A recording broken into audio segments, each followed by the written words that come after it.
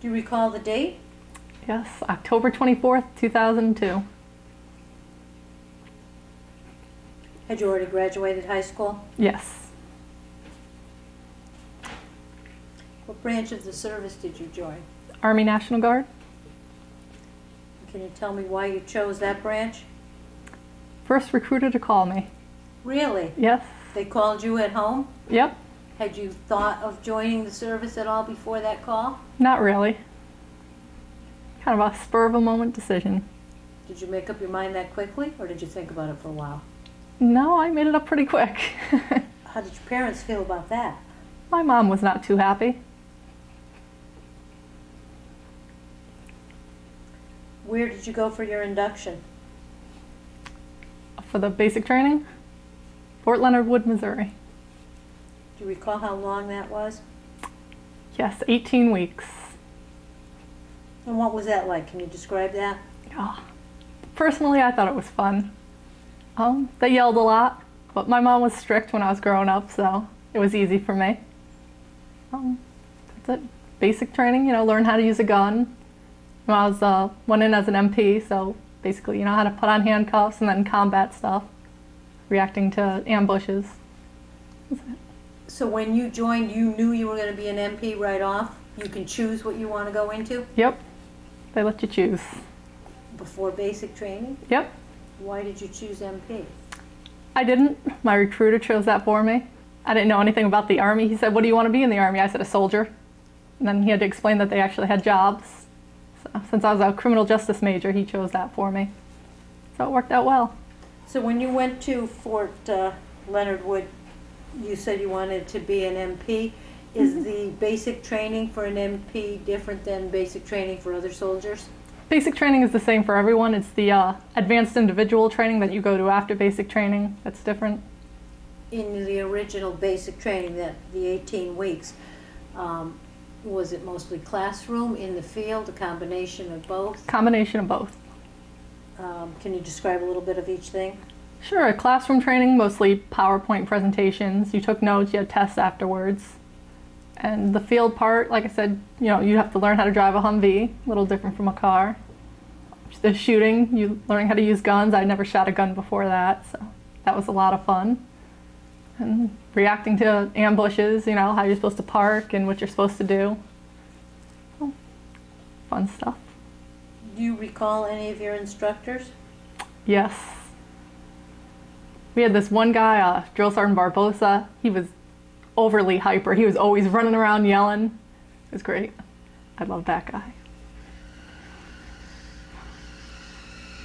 So after your 18 weeks, was there a graduation ceremony? Yep. Your families are allowed to fly in. They have a huge ceremony. You dress up in your Class A uniform. It's really nice. And then where did you go from there? Then I went home. For how long? Well, I was National Guard, so until my weekend came up. Oh, was the 18 weeks part of your advanced training too? Yeah, I'm sorry. It was 9 weeks basic training and 9 weeks MP training. When you do the second 9 weeks, is it at the same place? Yep. Same school? Yep. Same drill barracks? sergeants, same barracks. Yep. All the same. Now, were you with different people for the second 9 weeks? Nope. Same people. So they were all going to be MPs? Yes.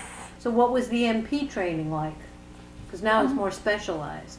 Yeah, it was, well, there's two parts to being an MP. You have, like, the garrison part, which is like being a regular cop, making arrests and DUIs, that kind of stuff. And then you got the combat MPs, where, like, you learn how to do convoy ops, convoy security. So we went out to the woods a lot, which wasn't a lot of fun, because I was there in July and it was like 110. It sucked. Did you know then that you were going to be going overseas? No. I didn't think it would actually happen. Really? Yeah. So the graduation wasn't until the second 9 weeks was completed. Right. And then you went home, and as part of the National Guard, what are your duties at that point? Because you're not active service, you don't go directly into combat or to service. So how does that work with the National Guard? Oh, you just show up 1 week in a month, 2 weeks a year. Where? Camp Rel. So that's here in Connecticut? Niantic, yes. So what would you do for that? Basically, You went over like stuff you learned at basic training in MP school. You went over basic tasks, first aid, handcuffing, all that kind of stuff. So you're still working on your MP skills? Yes. But you know that you can be called up at any time? Yep. Did you ever think at that point that you would be called up? Eventually, yeah.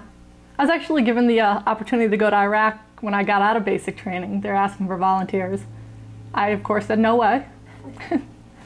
So, yeah. And then it was time for me to finally ETS, and I decided to get a good deployment in there. So, actually enlisted for an extra 2 years just to go. Can you explain how that works? What's an ETS? It's your the end of your tour of service date, like when you get out. So I stayed in an extra 2 years for this deployment. Well, now I don't understand. How did that work?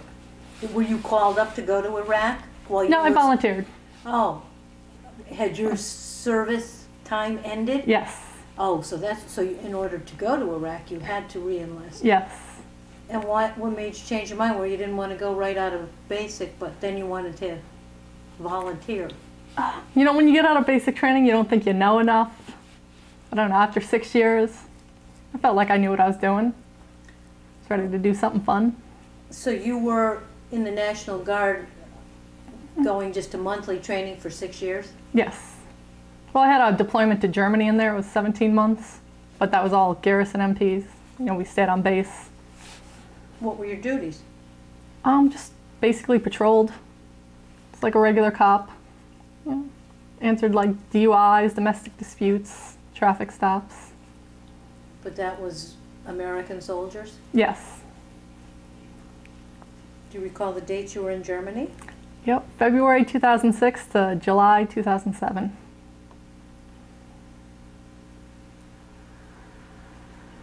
When did your 6 years expire?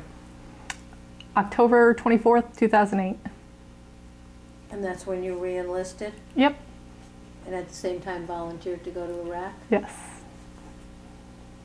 Now by volunteering, could you choose where you were going or when you were going? Did it give you any kind of benefits? Yes. Well, the way the National Guard does it, they have a contract. It's a 6-2 contract. You have to show up for those 6 years. And those 2 years, they have something that's called the inactive ready reserves, where if any unit in the country needs you, they could pull you to go with them to a deployment.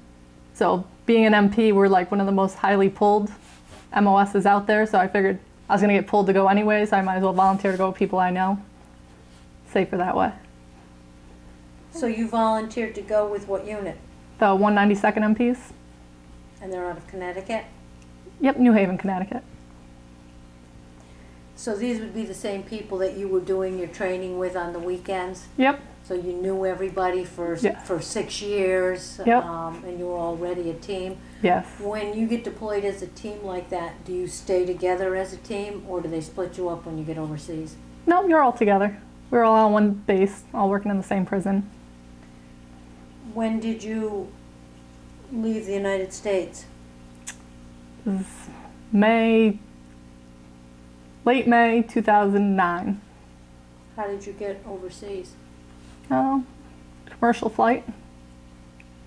Your whole unit went on a commercial flight? We went on a commercial flight to Kuwait, and then from Kuwait to Iraq, we took a C-130. How large is your unit? There was 132 of us. Once you got in Iraq, where were you stationed? Baghdad. Was your entire deployment in Baghdad? Yes, it was. What was your first impression when you first landed in Baghdad? It was hot. It was very hot. It was 130 the day we got there.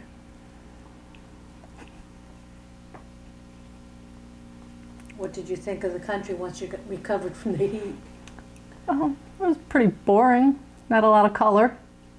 It was all sand mostly. A few trees, palm trees, which aren't very colorful. And where were you assigned? It was Camp Cropper. Cropper? Yes. Spell. Cropper. And that was right at Baghdad? Yep, central Baghdad. What were your duties? I worked in the Tactical Operations Center of the prison, basically the control center. So it's a prison right on the camp? Yep. Is the prison for American soldiers who misbehave or for Iraqis, enemies? the enemies. Iraqi and Afghanistani terrorists. That had been captured. How large a prison is it? Oh, it was huge. We had over 3,500 detainees. It's where Saddam was held before he was put to death. Do you have any photographs of the prison? No, photographs were not allowed, but you can find them online everywhere, actually. Did you see the actual cell where Saddam Hussein was held? Yes, I did. And was it used for the new prisoners that were captured? It was empty while I was there. We had a lot less prisoners. We were releasing a lot and turning it over to the Iraqi government when we were leaving. So what were your duties in the tactical end of it? Well, my personal duty, I controlled the count. I had to keep track of detainees, where they were. Every 3 hours, we had to call every compound, see how many they had to make sure nobody escaped. And that's basically my thing. We wrote the taskers to move them from different compounds. There were several compounds right within the one huge Yes. camp. Mm-hmm. That's a lot to keep track of. Yes, You had it to was. keep track of all the separate compounds? Yes. Where were you stationed? In the center of? Yep. We had one big building in the center. We had computers and phones in there, and we kept track of everything. Every movement. It was a lot of work. What kind of a shift would you have? What kind of a work day? We worked 12-hour shifts, 6 days a week. And so on your 12-hour shift, it would be keeping track of all these prisoners in all of these compounds and calling every 3 hours. Yes. Were there any memorable incidents or anything that happened? Yes. One time the compounds didn't track their movements right, so we were off by one. So it took 7 hours. We were calling around. We had to keep doing counts. We're like, you need to count your people, head counts. And somehow they still kept miscounting this one compound. We don't know how. We're like, how do you mess up when you're counting heads? Like, it was horrible. Because it was bad. The general had to come in because, you're missing someone. It's really bad. But we eventually found out. The buck stops where in that case? With you because you're the head counter? Well, I'm the one who found the mistake. So basically I have to, How did you find it? Because everybody calls in their counts? Yeah. And I'm like, this person is missing one. We couldn't find. And it was always the same person missing the same one? Yeah. So it's 7 hours. Like, I had to go personally and start counting them. I counted over 3,000 people that night until we found out where that person was. That must have been pretty stressful. It was very stressful, especially when the general started calling. 2-star general. It was bad. Can you recall any other incidents while you were? We had a small riot one night. That was a lot of fun. Tell me about that. Well, this one guy, a detainee, he had cancer, throat cancer. He was dying anyways. So eventually he did die, and they wanted to have a celebration of life. And they didn't want any American soldiers on the catwalks watching the celebration. But we told them we couldn't do that. We had to keep at least some people up there, so we offered to cut the people in half, and they didn't like that. So they started throwing rocks and stuff at us, bottles of water. And they had lighters because they were allowed to smoke, so they started tying like fabrics and stuff to the stuff and lighting it on fire and throwing it at us. So there's only about 500 of them. But it got out of hand. They started lighting their buildings on fire. We had these guns, FN 303s. They're kind of like paint guns, like marking tools. So you know like who's doing what. So we started shooting at them so we could figure out like who the head guys were. Then they started running back into the buildings that they had lit on fire, so that had become a big problem. But eventually we put out all the fires and. Well, how did you manage that? Well, there was a fire department on base, so they put out the fires, and then we talked to the head detainee, the chief. Every zone had their own chief, so we talked to them, and they were eventually able to talk it out, the general and the head detainee. So it lasted about 3 or 4 hours. That must have been pretty scary. I thought it was exciting. But then again, I was in the control center watching on camera, so. Wow, I'm surprised they let them have lighters. Yeah, they're allowed to smoke cigarettes and all that. What were the living conditions like for the prisoners? Well, the way the compounds were, there was like this big, huge fenced-in area with a concertina wire. And in the middle of that, there was one huge building that you'd fit like 300 of them in. They all slept on the floor. They had sleeping mats. All 300 of them in one room? Yeah, it was a huge building. So, yeah, plenty of room for all of them. And did they have exercise time? And they were allowed out from 3 in the morning to about 10 at night. They can just in and out of their building, hang out all day. Some of them, they had ping pong tables. They had it better than we did. Wow. Yeah. Certainly sounds like they had a lot of freedom. What was the food and the medical situation like for the prisoners? Oh, they could request a medic at any time. And the Red Cross was there, so whenever they requested a medic had to go out. They had sick call where you could write in and say, I want to see a doctor for whatever. They had everything there. They had schools. We organized soccer games for them. It was ridiculous. So UMPs would do all this? Yes, yep. Taught them skills and stuff. They all had English classes, religion classes for them, woodworking, all kinds of stuff, sewing. Were there any women prisoners? No, not while I was there.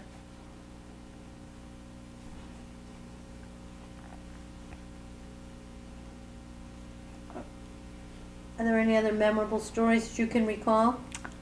Yes, my third night there, the prison got hit by a rocket, but it didn't go off. So we got lucky on that one. What happened? Was it Doug? Yeah, it hit the prison, one of our compounds. Like the alarms go off when something's coming in the air. They have like some kind of detection system. And all of a sudden this light started flashing in the office. It was only my third day there. I was like, hey, what's that? And someone was like, oh, that means we have income. And I was like, I didn't hear an explosion. All of a sudden you like heard a loud bang. Because, you know, a big piece of metal hitting the ground still makes a lot of noise. And all of a sudden the first sergeant who was training us comes running around. I was like, put your gear on, put your gear on. Everyone went into like this big panic. I ran outside because I wanted to see, which I got in trouble for. Gear? You know, I wanted to experience. I figured it already hit. But, you know, it was good. It left like a huge big hole and knocked down a fence. So we had to wake the whole base up because, you know, people had to get their guns, stay on guard in case someone tried to escape. So they fixed that in like 2 hours. That was pretty impressive. One of our Iraqi COs who we were training got hurt. He was on the other end of the catwalk when it got hit, so he got knocked off. He broke his leg. A very bad break. Wow. So that was it though. Now, the MPs would train the Iraqi police? Oh, just the Iraqi COs. What's a CO? Correction officer. Did you train them in American, what it was like to be an American correction officer, or more of the MP skills of being a soldier? The MP way, basically just how to run the prison. We just taught them like the basics of what they needed to know when we handed it over to them. Did you hand the prison over to them before you left? No, it was about 2 months after I left. Do you feel that they were qualified? Not at all. The day after we handed it over, they had 4 escapes. Apparently some of the Iraqi COs we had been working with, they brought in some of their extra uniforms and gave them to the detainees and just walked them right out the front gate. So that was all over the news. And then they had another one after that. So I'm going to say no, not at all. Wow. Did you have any escapes while you were there? No. Did you have any attempts?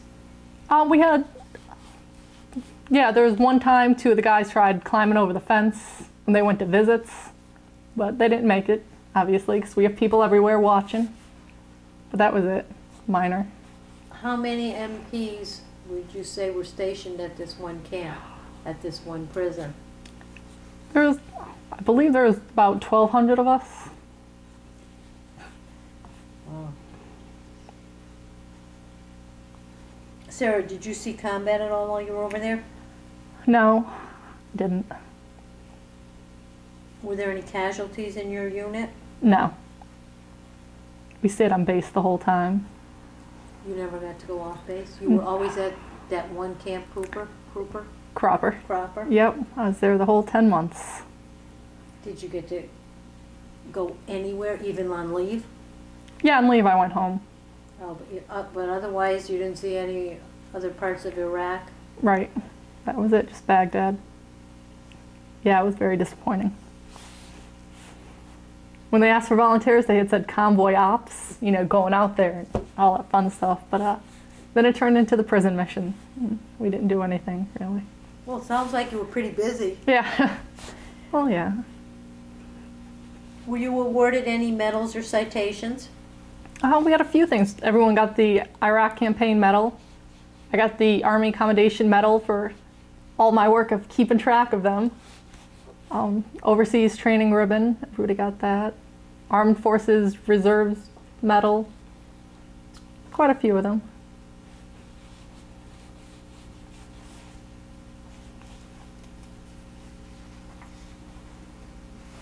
I'm going to ask you some questions now about your living conditions. Now that we've heard about the prisoners.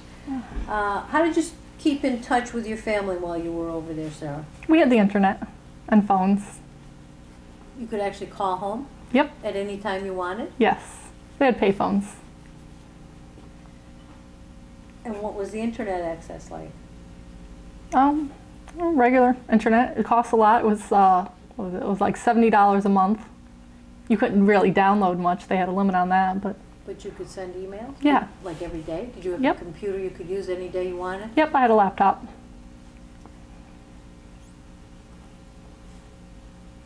How often did you call home? Oh, I tried to call home at least every other day 'cause my mom panicked if I didn't. What was the food like? The food was horrible. They served us curry all the time. Nobody wanted it, but they kept serving it. They had a grill, so you get hot hamburgers and hot dogs every day, every meal, which got old really quick. We had Mexican nights. We had tacos and burritos. It was like the same stuff over and over, so it got old pretty quick. Did you have a regular mess hall that you went to for 3 meals a day? Yep, they had one that was open 24/7. But more importantly, they had a 24-hour ice cream bar, which is what many of us lived off of, and care packages from home. Did you have enough supplies, clothing, that kind of thing? Yes, they gave us way too many uniforms, and we were allowed to order more while we were there. So I had more than enough. I actually sent a bunch home. Oh, wow. Did you feel pressure or stress on the job? Yes, trying to keep track of 3,500 detainees, it was a little stressful, especially when people kept calling in the wrong numbers. How did you handle that stress? We went to the gym a lot because there wasn't much else to do on base. So they had a regular gym there? Yep, it was a small gym, but it was decent. So when you were off duty, you could go and do whatever? Yeah, and we had PT a couple days a week. We would go on like squad runs, go to the gym, work out together. Sometimes we played soccer or basketball, so that was always fun. Good outlet. I know your job was stressful while you were on the job, especially keeping your counts straight.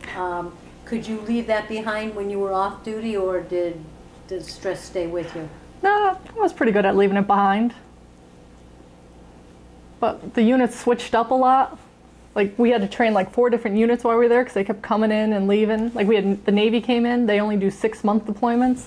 So we trained them, 6 months later we had to train another unit. Well, since I was the most experienced one there, like if they had problems during the day, they would wake me up because I worked the night shift, 6 p.m. to 6 a.m. So I'd be getting like wake-up calls at like 11 o'clock in the afternoon because they needed help, something was messed up. So that was stressful when I'd get like 3 or 4 hours of sleep. They kept waking me up. So you were working with MPs from other branches of the service? Yep. We had the Navy there, the Air Force. They didn't work in the control center or the TOC with us, but the Air Force was also there.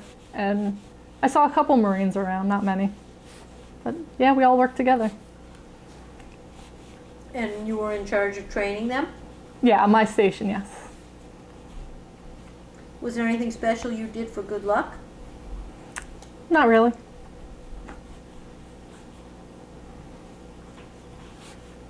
How did people entertain themselves when you weren't on duty? We had the internet. That was it. They had a small like MWR building, morale, recreation and welfare, whatever. They had a couple pool tables and a couple ping pong tables.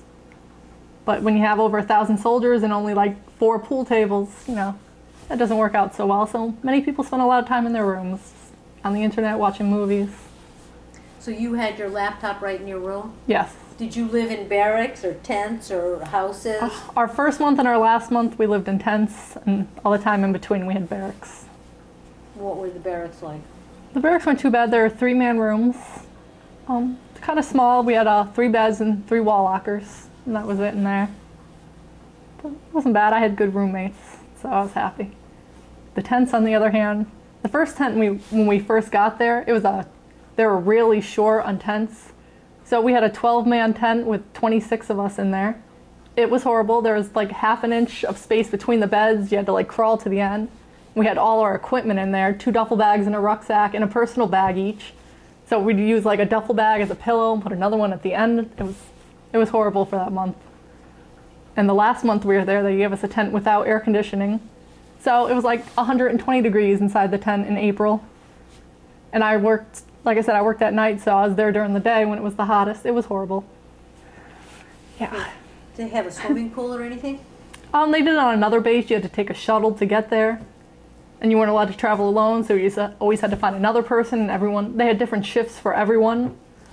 So it was hard to actually get there. Did you see any entertainers or any USO shows? No, they had a few of them. No one I was interested in, so I always worked and let the people who wanted to go see them. Do you recall any of the shows that came? Oh yeah, there's some band called Five Finger Death Punch, and yeah, there's another one. I don't remember the name. And you didn't go to either one of them? No. Now, when did you get leave while you were there? I got it the first 2 weeks of October. So how long had you been there? We had gotten there mid-July, just a few months. So you got 2 weeks and you went home to Connecticut? Yes. For the 2 weeks? What was that like? What did you do on leave? My mom and I did a lot of shopping, which was pointless because, I couldn't wear any of the clothes I bought, but, it was still fun. And hung out with friends. We, caught up. That was it, really. How did that feel to come home to the world after being over in Iraq? It was nice. My mom's a great cook, so, I had real food for 2 weeks. Did you bring back a lot with you? Oh, everything I could, yes. We went shopping. We filled up like 3 huge boxes full of junk food and sent it back for me and everyone. That was good. How did it feel going back? That part, wasn't so great. So. Did you have any other leave while you were over there? Nope, that was it. Do you recall any particularly humorous or unusual events? No, not really. You didn't do anything funny? No, there wasn't really much time for fun. We did have a girls' night out one time. I have the picture right there. You see all of us at the bottom. Yes. We did facials and all that. So Oh. that was it, really. How many women were in your unit compared to the men? What were the percentages like? Oh, there was 26 females out of 132. How were you treated by the men? We're the same. We're all the same uniform, treated the same. Now, your training is exactly the same as the men? Yes. So, and you actually train with them? Yep. So once you're on the job, you're certainly interchangeable. The sleeping barracks are different? Yeah, different barracks. And that's the only difference? Yep. You didn't experience any discrimination or harassment because you were a woman? None at all. How did the Iraqi prisoners view you? The Iraqi prisoners are just like American men. Whenever there were like female medics on, they all got sick like twice as much. And they hit on us all the time. The Iraqi COs did, at least. Every time you walk by, they didn't know a lot of English, but they knew pretty eyes, you're very beautiful. So it was funny. What did you think of the officers? In my unit, Yes. I liked them. For the most part, they were fair. They did what they could. what little we had. We're on a very small base. So they tried to arrange some fun stuff. We had a water balloon fight one night. So they were good. What did you think of your fellow soldiers? Great people. We always shared, every time somebody got a package, we all shared everything, all the junk food and stuff. Christmas, we all got together. We tried to get, like, everyone who wasn't working, we all went to the chow hall and ate together. So we stayed together pretty good. Do you keep in touch with any friends of now? Yes. We still go out every now and again, talk online.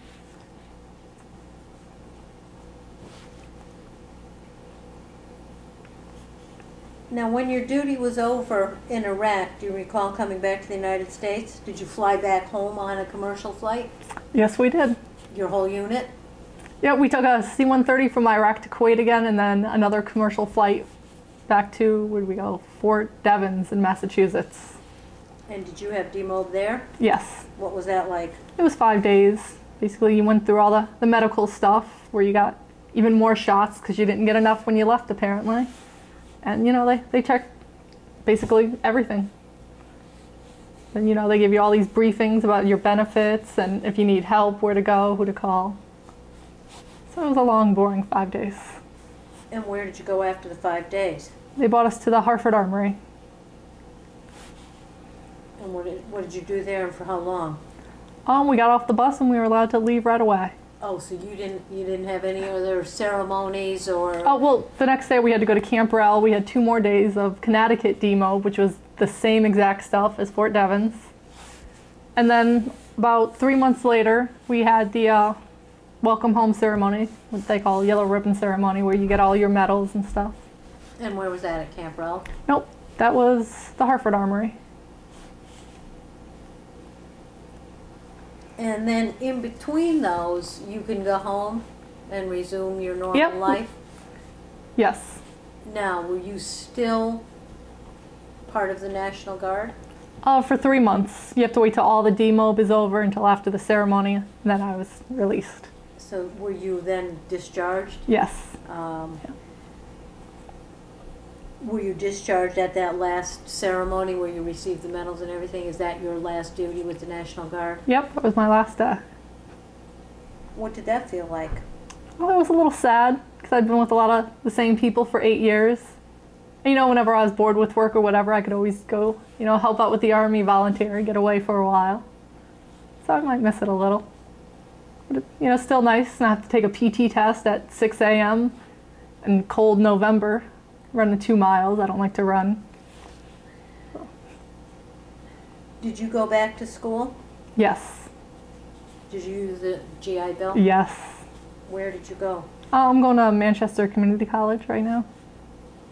And what are you training for? I'm finishing up my criminal justice degree, taking my last 3 classes. Then I plan on going to Mitchell College next semester for Homeland Security. That's your career goal, to work for Homeland Security? Yes. Have you got any kind of commitment from them? Not yet. Still working on it. Now, I know that you're also presently working while you're going to school. Where do you work? Niantic Prison, York Correctional Institution. Connecticut's only women's prison. And what are your duties there? Just regular CO. I work the housing units. So it's on-the-job training for your future career. Did your experience in Iraq help you with your present job? Yep, because there was a lot of the same stuff. So it helps. Did you join any veterans organizations? No, not yet.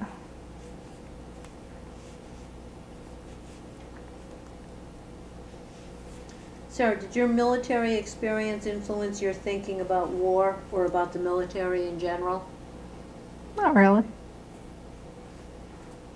I don't know. I always thought, you know, combat would be a lot more action, but like I said, we worked in a prison, we stayed on base, so I guess not all combat is as bad as you think, what you see on TV and in movies.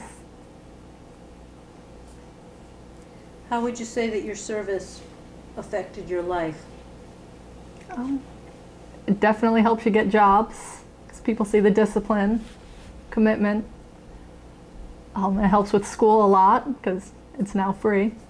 That makes a huge difference. And you definitely meet some good people along the way.